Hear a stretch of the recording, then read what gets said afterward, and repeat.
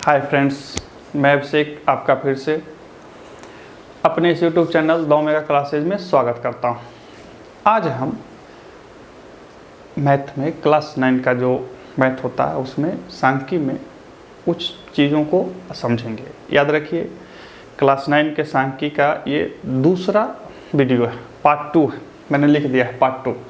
Part 1 आपको इसी में मिल जाएगा, आप देख सकते हैं। इस वीडियो में हम ये समझने का प्रयास करेंगे कि जो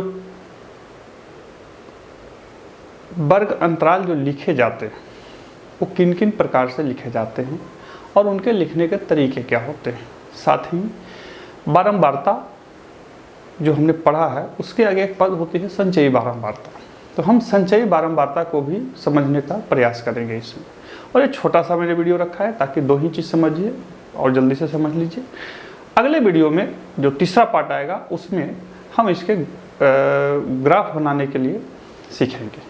तो सबसे पहले देखते हैं कि ये वर्ग अंतराल हमने बताया है पिछले वीडियो में। आप देख सकते हैं कि वर्ग अंतराल किसे कहते हैं, क्लास इंटरवल क्या है, क्लास इंटरवल को कैसे कैसे लिखा जा सकता है। और ध्यान रखिए, परीक्षाओं में यही पूछा जाता है। और साथ ही आप यदि प्रारंभ से इस चीज़ को पढ़कर नहीं रखेंगे तो 11th में जाकर के आपको समस्याएं खड़ी हो जाएंगी और छोटी छोटी जो समस्याएं होती हैं वो आपके मार्ग में बड़ी बड़ी बाधाएं बन जाती हैं। ध्यान रखिए, जब आप मैथ पढ़ते हैं, साइंस पढ़ते हैं या किसी भी विषय को पढ़ते हैं तो बड़ी बाधाओं को बहुत जल्दी पार कर लेते हैं। जो छोटी बाधाएं होती हैं, जिस छोटे छोटे पद समझ में नहीं आते हैं, वो आपके लिए कुछ ज़्यादा दिक्कत करने लगते हैं।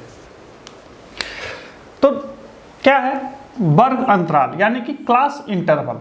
क्लास इंटरवल जो है वो 2 विधि से लिखा जाता है। देखिए हम यहाँ पे लिख रहे हैं, हमने एक लिखा 10 से 20, 20 से 30, 30 से 40, दिख रहा होगा, थोड़ा स्पेस छोटा है।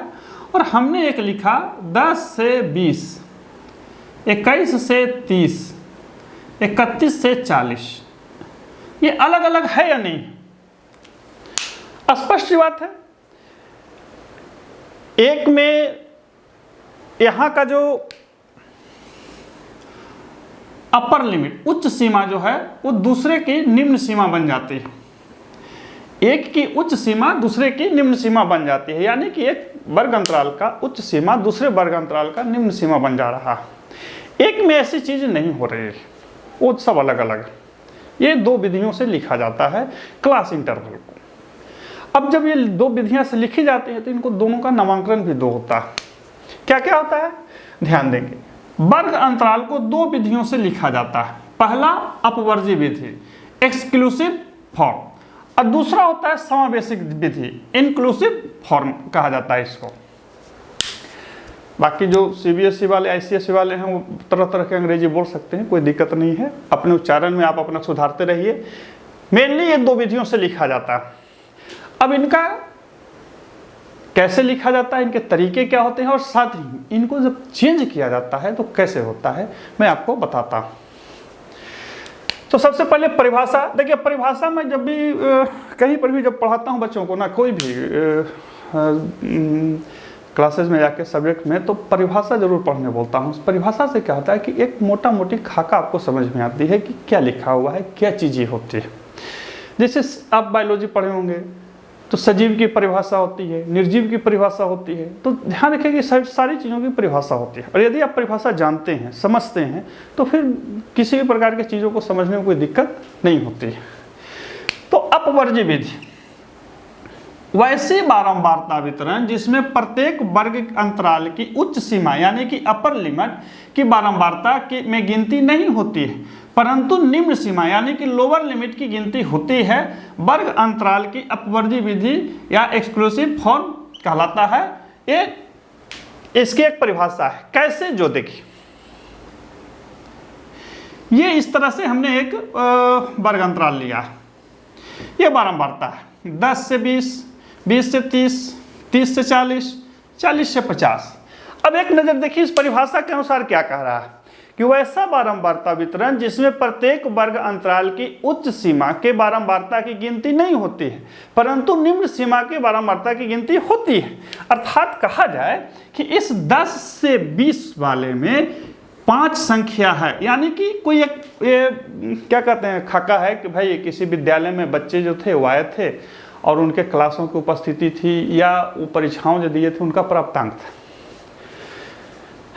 तो इस प्रकार से लिखने का मतलब हुआ कि 10 से 20 बच्चे का जो प्राप्तांक था वो 5 है, ऐसा आपको दिख रहा है, लेकिन नहीं, इस परिभाषा के अनुसार कह रहा है कि इस बारंबारता में 10 से 20 तो लिखा हुआ है, लेकिन यहाँ पे अपर लिमिट की बारंबारता की गिनती नहीं होगी, लोअर लिमिट की बारंबारता की गिनती होगी। यानी कि 10 number, 5 number, 8 number, 17 number, 16 number बच्चे कितने लाए हैं तो गिनती होगी, लेकिन जो बच्चा 20 लाया होगा उसकी गिनती इसमें नहीं शामिल है, यानी कि अपर लिमिट की गिनती इसमें शामिल नहीं है।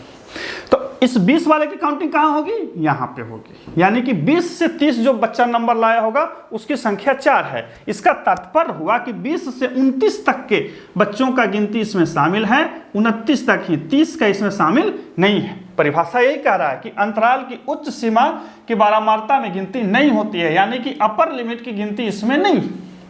अब जब परीक्षाओं में पूछ दे कि वैसी वैसा वर्ग अंतराल जिसमें उच्च सीमा की गिनती नहीं होती है कौन सी विधि कहलाती है, तो एक्सक्लूसिव फॉर्म या अपवर्जी विधि कहलाती है। इसके अलावा एक और ध्यान रखेंगे कि अपवर्जी विधि में एक वर्ग अंतराल की ऊपरी सीमा दूसरे वर्ग अंतराल की निम्न सीमा बन जाती है, यानी कि एक क्लास इंटरवल का अपर लिमिट दूसरे क्लास इंटरवल का लोअर लिमिट बन जाता है। ये इस चीज को ध्यान रखें, ठीक है।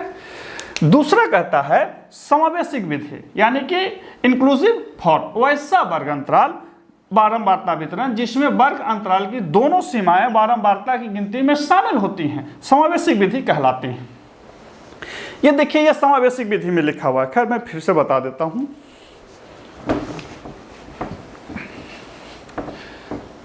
देखिए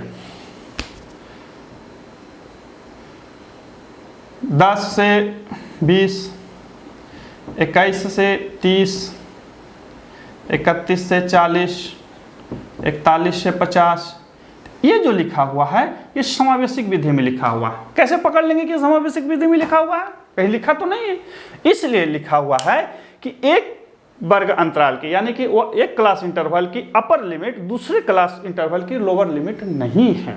यहाँ पे ध्यान दीजिए कि इसका अपर लिमिट इसका लोअर लिमिट है, इसका अपर लिमिट इसका लोअर लिमिट है, लेकिन यहाँ पे ऐसी चीजें शामिल ऐसी नहीं है। तो ये कौन सी विधि में हो गया? समावेशिक विधि, यानी कि इंक्लूसिव फॉर्म में हो गया। और इस विधि में जो यहाँ लिखाएगा,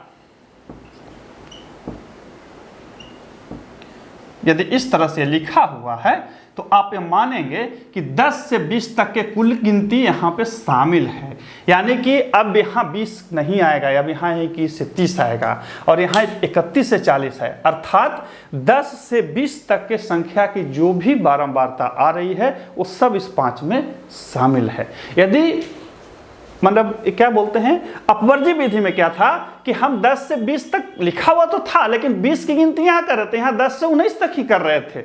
इसको कहा जाता है, क्या कहते हैं, ये अपवर्जी विधि हुआ।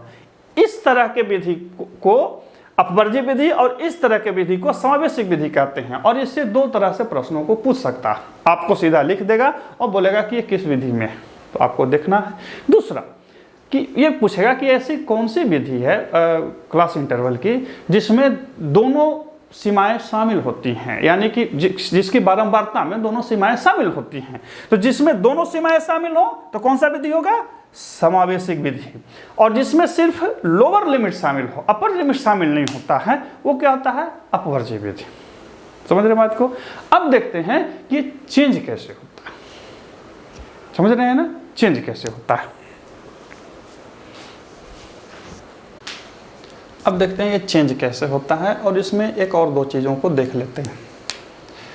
देखिए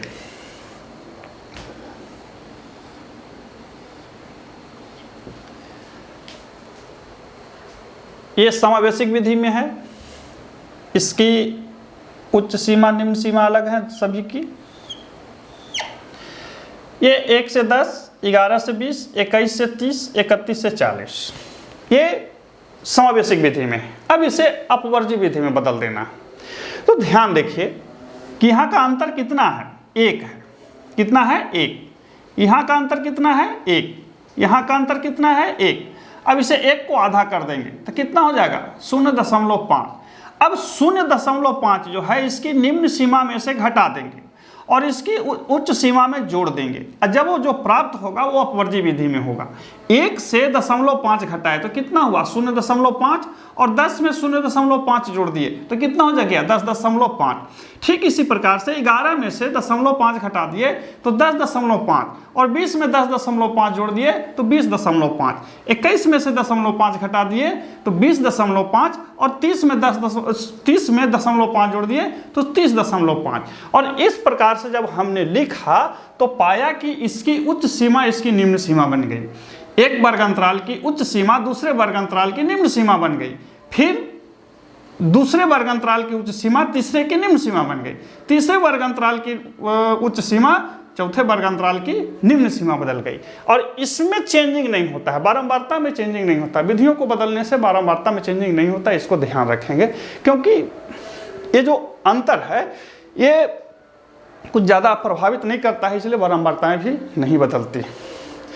तो इस प्रकार से हमने देखा कि समावेशिक विधि को अपवर्ज्य विधि में कैसे बदला जाता है। अब यहाँ पर ध्यान रखिए कि जब हमने समावेशिक विधि को अपवर्ज्य विधि में बदला तो इसके लोअर लिमिट और अपर लिमिट में कुछ चेंजिंग हो जाता है। हुआ या नहीं हुआ? इसके लोअर लिमिट और इसके लोअर लिमिट में थोड़ा सा अंतर हो गया, बारंबारताएं नहीं बदली लेकिन लोअर लिमिट और अपर लिमिट में चेंजिंग हो गया। अब ये जो चेंजिंग होता है उसको भी समझ लेना। इसे हमने लिखा है वर्ग सीमाएं अथवा वास्तविक उच्च एवं वास्तविक निम्न सीमा, क्लास बाउंड्रीज और true upper and true lower limit. ठीक है, तो इस क्या है इसको देख लेते हैं। इसमें 2 नियम है।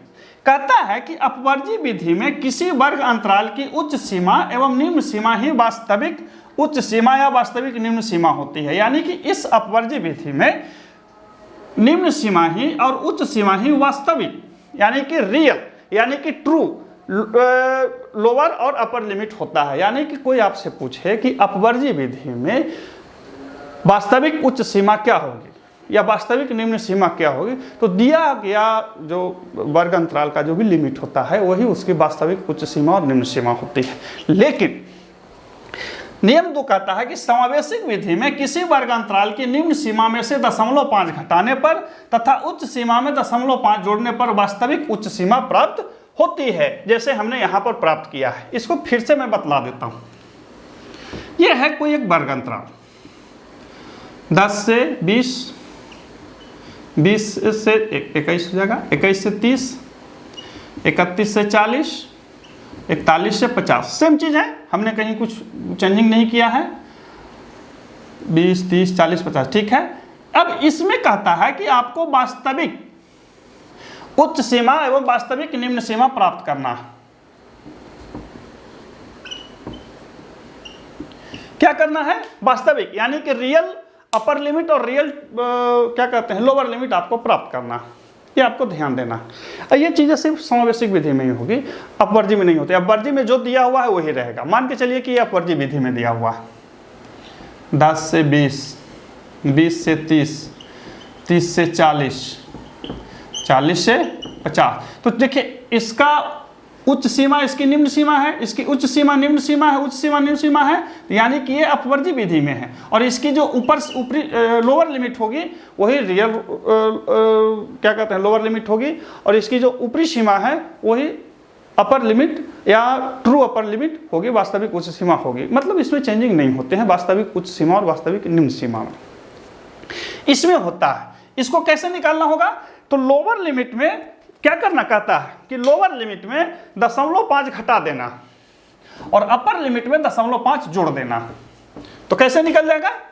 लोअर लिमिट में 0.5 घटा देंगे तो कितना हो जाएगा 9.5 से 19.5, 20.5 सॉरी इसमें तो जोड़ना है ना जी, हाँ 20.5 से 29.5 ठीक है, सॉरी गलती मैंने जोड़ दिया 30.5। अब 30.5 से 40.5, 40.5 से 50.5। देखिए हमने क्या किया, हमने ये किया कि लोअर लिमिट में 0.5 घटा दिया और अपर लिमिट में 0.5 जोड़ दिया, जो परिभाषा कह रही है कि वर्ग अंतराल की निम्न सीमा में 0.5 घटा देने पर, यानी कि इनके जो लोअर लिमिट थे हमने सब में से 0.5 घटा दिए और इसके जो अपर लिमिट थे उसमें 0.5 जोड़ दिए। देखिए हो गया।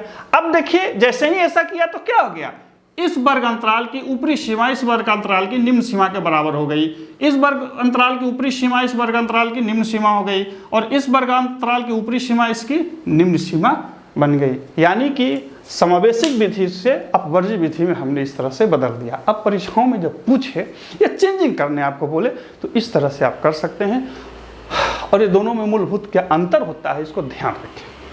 समझ रहे हैं बात को। अब देखते हैं संचयी बारंबारता।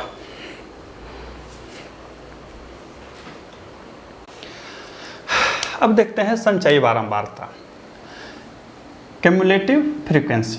परिभाषा कहता है कि किसी वर्ग की बारंबारता एवं उसके पूर्व के सभी वर्गों की बारंबारता के योग को उस वर्ग की संचयी बारंबारता कहते हैं तथा उसके सारणी को संचयी बारंबारता सारणी कहते हैं। ये परिभाषा है।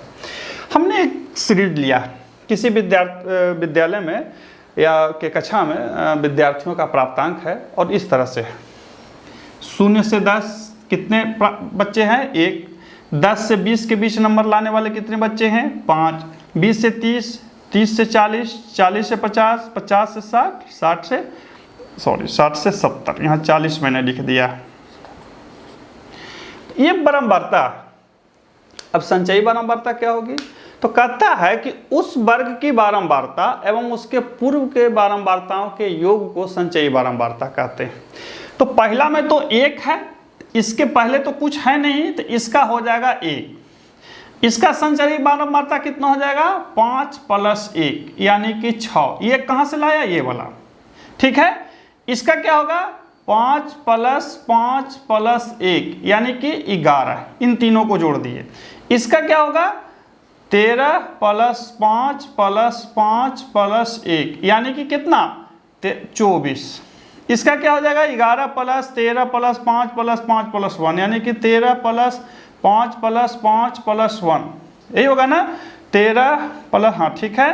तो कितना हो जाएगा, 11 13 24, 24 1 25, 25 से 10 35। इसका क्या हो जाएगा, 11 + 13, इसका 11 + फिर से 11 + 13 + 5 + 5 + 1 यानी कि कितना, 46। और यहाँ 4 + 11 + 11 + 13 + 5 + 5 + 1 यानी कि 50। यानी कि टोटल इसका संचयी बारंबारता कितना आया, 50। इसको भी जोड़िएगा तो कितना आएगा, 50। कहने का तात्पर्य है कि संचयी बारंबारता अपने वर्ग के बारंबारता एवं अपने पूर्व के सभी वर्गों के बारंबारता के योग के बराबर होता है। अब इसे मैं शॉर्ट्स में बता देता हूँ। इसका 5 हुआ, 1 हुआ,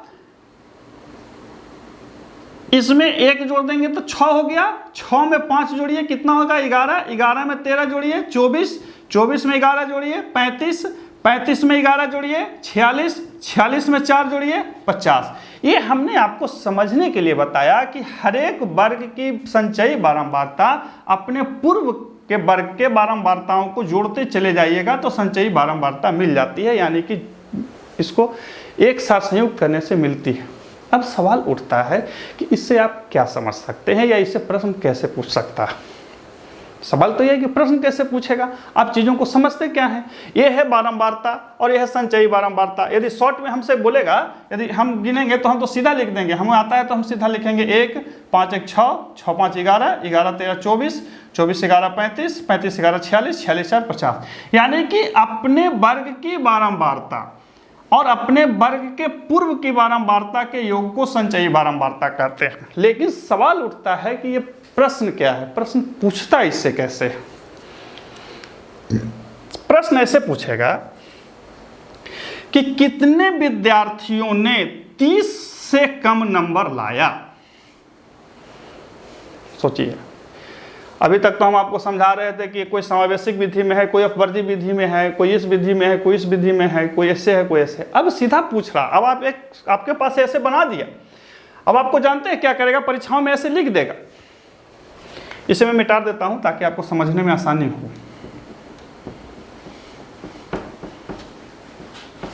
ठीक है ना, ये मैंने विधि बताई, अब इसको समझता कैसे जो देखिए।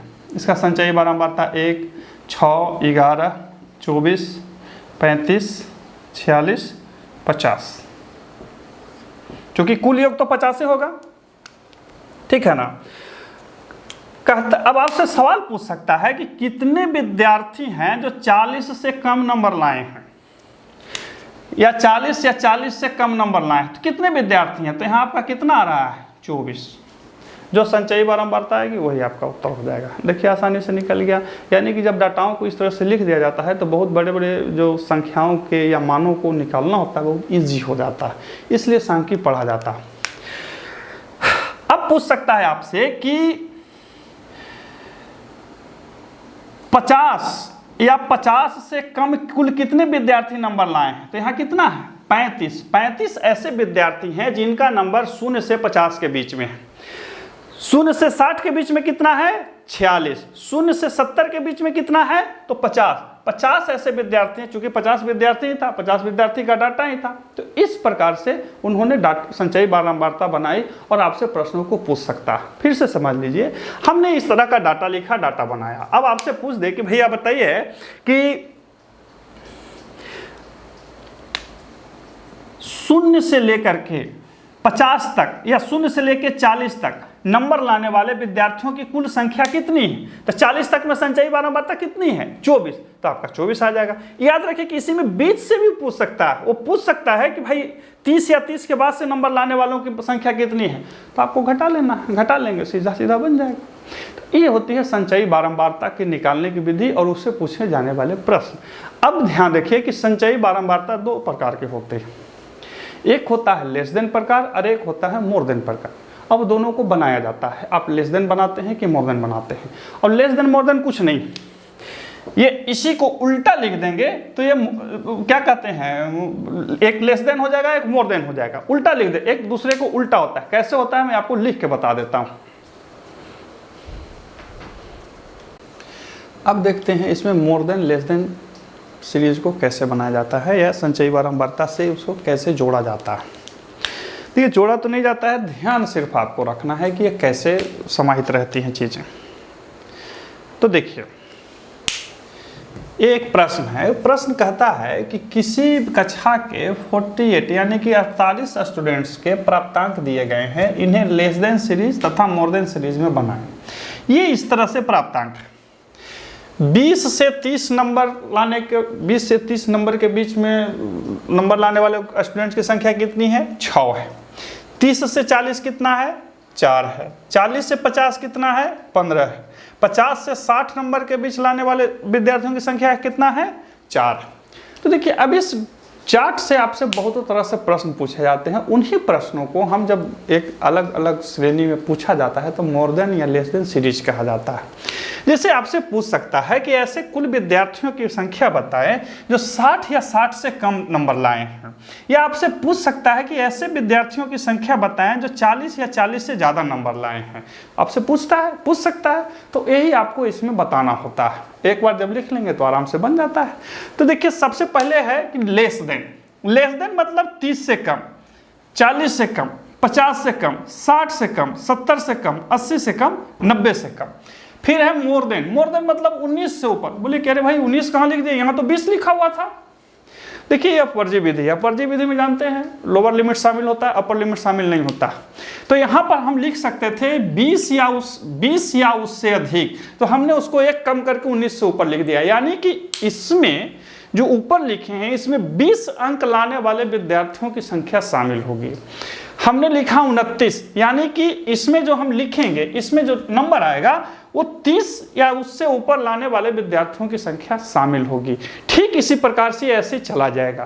कहने का मतलब है कि हम इसे लिख सकते थे 20 या 20 से ऊपर लाने वाले विद्यार्थियों की संख्या, 30 या 30 से ऊपर लाने वाले विद्यार्थियों की संख्या। तो हमने उसे सीधा लिख दिया 19 से ऊपर, 29 से ऊपर, 39 से ऊपर, और इस तरह से चीज़ों को थोड़ा आसानी से समझने के लिए चीज़ को लिख दिया। अब इसको बना लेते हैं। देखिए कितना आसान है ये। अच्छा, इसको संचयी बारंबारता आपको निकालने बोले तो कैसे निकालेंगे? सीधा 6, इसका तो 6 था, इसका 6 4 10, 15 10, 25 25 4 29, 29 से 5 34, 34 8 42, 42 6 48। देखिए तो 48 48 मिल गया, यानी कि हमारा संचयी बारंबारता निकाल लिया। अब सवाल पूछ रहा है, कहता है कि 30 से कम नंबर लाने वाले विद्यार्थियों की संख्या कितनी है। तो देखिए 30 से कम कितना है, 6, तो हम लिख देंगे 6। अब कहता है 40 से कम, तो 40 से कम में दो चीजें हैं, कौन कौन, 30 से 40 और 20 से 30। तो इसकी कितनी है 6 और इसका कितना है 4, यानी कि कितना हो जाएगा 10। अब कहता है 50 से कम, यानी कि 50 प्राप्तांक लाने वाले 50 नंबर से कम की संख्या, तो 50 से कम ये तीनों हो जाएगा। तो तीनों हो जाएगा तो कितना हो जाएगा 15 4 19, 19 6 25। फिर कहता है 60 से कम, यानी कि 60 से कम लाने वाले की संख्या कितनी हो जाएगी, तो इन सबको जोड़ देंगे तो कितना हो जाएगा 15 4 19, 19 से 10 कितना, हाँ 29। 70 से कम, तो इन सबको जोड़ देंगे तो कितना हो जाएगा 34। 80 से कम, तो इन सबको जोड़ देंगे तो कितना हो जाएगा 48। अतः है 8 5 13, 13 4 17, 17 15 17 15 32, 32 4 36, 36 6 42, 42 आता है जी, हाँ यहाँ पर 42 ही होगा ना, 34 8 42, हाँ ये उल्टा होता है इसमें, तो यहाँ पर भी 42 होगा, सॉरी। और इससे कम मतलब 90 से कम, तो सबको जोड़ देंगे तो 8 6 14, 14 5 19, 19 4 23, 23 15 38, 38 4 38 4 42, 42 6 48। ये इस तरह से निकल गया। देखिए तो आपको जब एक चीज निकाले तो ये सारा एक बराबर में आ गया, संचयी बारंबारता के बराबर में है। कहने का मतलब है कि अब आपसे कोई प्रश्न पूछे कि बाबू इसमें बताओ कि 60 से कम नंबर लाने वालों की संख्या कितनी है, तो गिन लीजिए आप यहाँ पे, ये आपका आंसर आ गया। 70 से कम ये वाला, 80 से कम ये वाला, 90 से कम ये वाला। तो इस तरह से जब आपने निकाला तो आपने लेस देन निकाला, कम के लिए निकाला। जब यही पूछे मोर देन, तो उसका भी है, उसका क्या है, उसका भी आसान है। देखिए अब इसको कहिए, ये तो हमारा बन गया, अब इस पर ध्यान नहीं दीजिएगा। यहाँ देखिए कहता है 19 से ऊपर, यानी कि 20 और 20 से ऊपर लाने वाले विद्यार्थियों की संख्या, तो हमको पूरा जोड़ना होगा। तो जोड़िए 6 4 10, 15 10 25, 25 4 29, 29 5 34, 34 8 42, 42 6 48, यानी कि 48 विद्यार्थी थे जिन्होंने 19 से ऊपर यानी कि 20 और 90 के बीच में संख्याओं को लाया। अब कहता हूं 29 से ऊपर, यानी कि ये वाला हट गया, अभी ये वाला आ जाएगा, ठीक है ना। तो 48 था, इसमें से 6 घटा देने कितना हो जाएगा 42 नंबर, ठीक है। अब कहता है कि 29 से 30 तक आ गया। अब कहता है 39, यानी कि यहां से 40 और 40 से ऊपर, तो जोड़िए 15 4 19, 19 5 24, 24 8 32, 32 से 6 38 ऐसे विद्यार्थी थे जिन्होंने 39 या 39 से ऊपर नंबर लाया। अब कहता है 49 या 49 से ऊपर, तो यहां से जोड़ देंगे 5 4 9 9 8 17 17 6 23, 23 ऐसे विद्यार्थी थे जिन्होंने 49 अर्थात 50 और 50 से ऊपर लाया था, ठीक है। अब कहता है 59 यानी कि 60, ये वाला 5 8 5 13 6 19 ऐसे विद्यार्थी थे, ठीक। यहाँ पे 8 6 14 यानी कि 14 ऐसे विद्यार्थी थे। यहाँ पे 6 यानी कि 6 ऐसे विद्यार्थी थे जिन्होंने 80 80 से ऊपर नंबर लाया। देखिए आपको लग रहा है कि अरे कहीं घचल पचल तो नहीं, कहीं पे कुछ नहीं, सीधा पकड़ लीजिए। हमने इसलिए इसको लिख दिया ताकि आपको समझने में आसानी हो। हम इसे ऐसे भी लिख सकते थे 20 या 20 से अधिक। क्यों ऐसा लिख सकते थे, क्योंकि अपवर्ज्य विधि में, ठीक है, अपवर्ज्य विधि में लोअर लिमिट को शामिल किया जाता है। क्या किया जाता है, शामिल किया जाता है। तो इस तरह से आप मोर देन और इस तरह से आप लेस देन को निकाल सकते हैं, कुछ नहीं है। देखिए यहाँ पे हम अब आपसे कोई पूछ दे कि बाबू रे 40 या 40 से ऊपर नंबर लाने वाले विद्यार्थियों की संख्या कितनी है, तो यानी कि 40 या 40 से ऊपर यानी कि 38 कैसे आया, गिन लीजिए 15 4 19, 19 से 5 24 24 8 32, 32 से 6 38 नंबर, 38 विद्यार्थी थे जिन्होंने 40 या उससे ज़्यादा नंबर लाया। तो इस तरह से संचयी बारंबारता में लेस देन और मोर देन का कंसेप्ट आता है, निकाला जाता है। और यही चीज़ आपसे परीक्षाओं में पूछ भी लेता है, पूछता भी है। पूछे या ना पूछे इसको ध्यान रखेंगे। समझ रहे हैं बात को। फिर मिलते हैं अगले वीडियो में। एक चीज़ ध्यान रखें कि ये सारी चीज़ें हमने एनसीईआरटी के कंसेप्ट से उठाई थी, हमने सिर्फ आपको समझने के लिए बताई हैं। बाकी चीज़ें जो हैं आप अपने पाठ्य पुस्तकों, कोई भी किताब पढ़ते हो उसे लेकर पढ़ें। और सबसे बड़ी बात, जो भी पढ़ें उसे लिखने का अभ्यास करें, खुद के विचारों से और खुद के कलम से। कलम तो खुद ही का रहेगा। खुद के विचारों को अपने हाथों से लिखने का प्रयास करें। किसी शिक्षक, किसी टीचर के बातों को सुने, समझें, लेकिन उसे अपने भाव में, अपने शब्दों में उसे पिरोएं। क्योंकि याद रखिए, परीक्षाएं आप देते हैं, कोई टीचर नहीं। फिर मिलते हैं अगले वीडियो में, तब तक के लिए नमस्कार।